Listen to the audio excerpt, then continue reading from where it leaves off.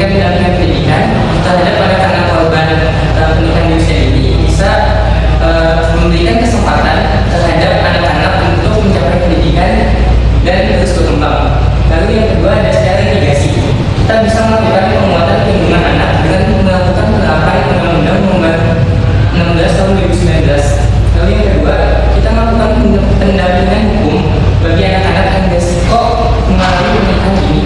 Dan yang terakhir, kita bisa melakukan pencegahan perkawinan yang dapat melanggar hak anak dan juga yang dilakukan dengan paksaan.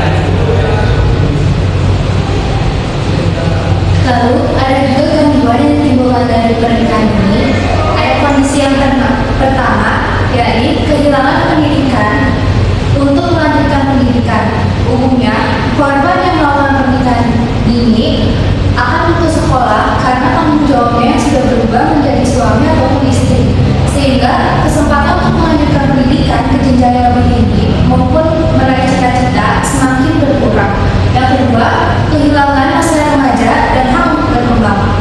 Korban pernikahan ini biasanya tidak dapat menikmati masa remajanya seperti teman-teman seusianya karena sudah memiliki tanggung jawab dalam rumah tangga, sehingga hak untuk bermain, belajar, dan mengembangkan potensi diri pun semakin berkurang.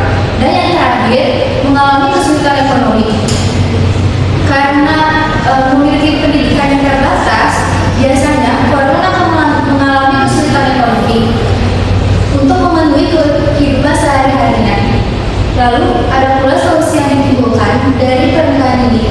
Yang pertama adalah solusi mitigasi, yakni memberikan pendampingan psikologis dan